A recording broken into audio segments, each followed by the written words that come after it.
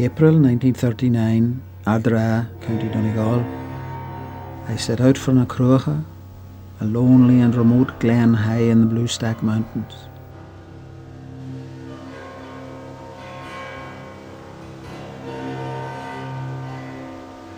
Not for nothing were these mountains named the Blue Stacks. I've never seen a blue that compares to that which comes on the heather here, even in winter. These mountains are like a wall between the glen and the outside world. The people here have a civilization of their very own.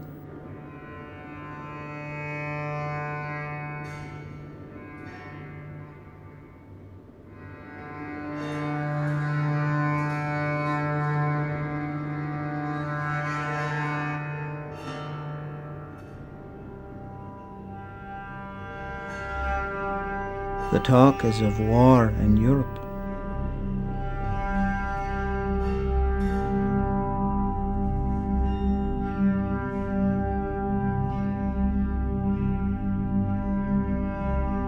When I was a child, I used to hear my grandfather talk about the wee folk. No man in the countryside had more tales of the fairies than he had.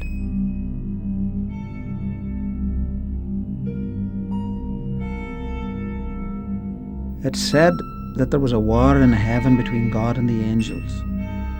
During this war, God opened the gates of heaven and cast out Lucifer and the angels. And that work went on for 40 days and 40 nights.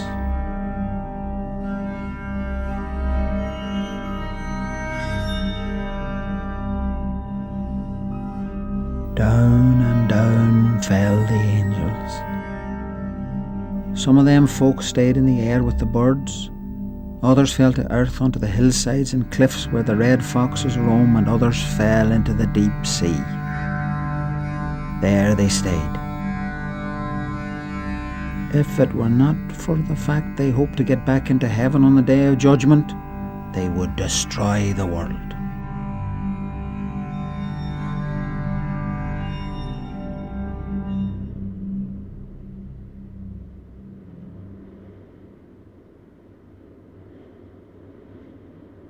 The people here are poor, very poor. They eke out a living on this desert-like moor. As we say, the English got the land and we Irish got the view.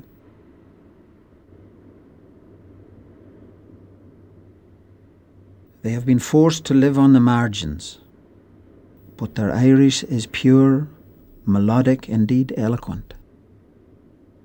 And they had so many stories, so many wonderful stories. This was a pocket in a changing world, a fairy place.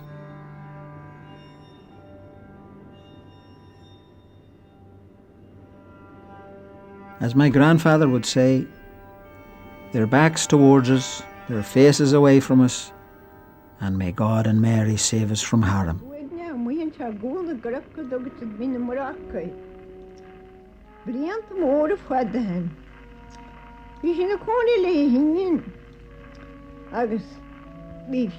Myra Nicoloon, who came from a long line of storytellers, told me a story about the fairies and their dealings with ordinary humans.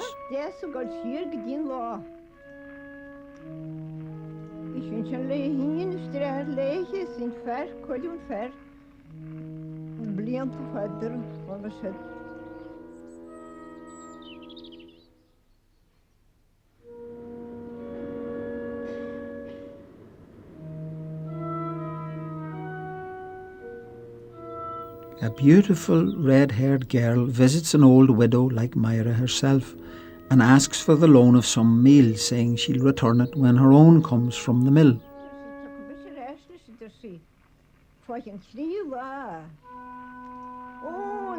The old woman freely and generously gave the girl the meal, and off she went. The old woman gave no further thought to the girl or to the meal. Time passed and harvest came around.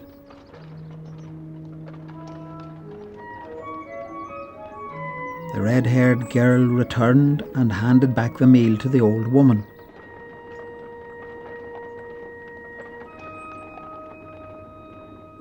She took the old woman to her door and shows her the fields below full of tiny red-haired people which she says she has to feed that night.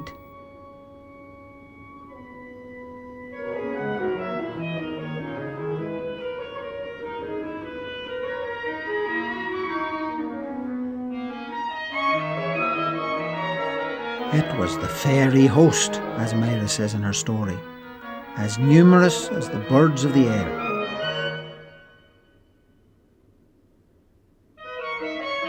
In return for her generosity, the fairy girl granted the old woman the gift of a meal chest that would never be empty as long as she lived. And then she disappeared, never to be seen again.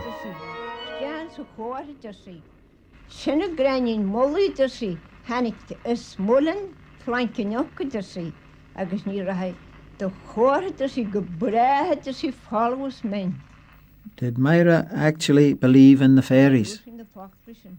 I don't know. As she said herself, it doesn't matter if I believe in the wee folk, because whether I do or whether I don't, sure, they're there anyway.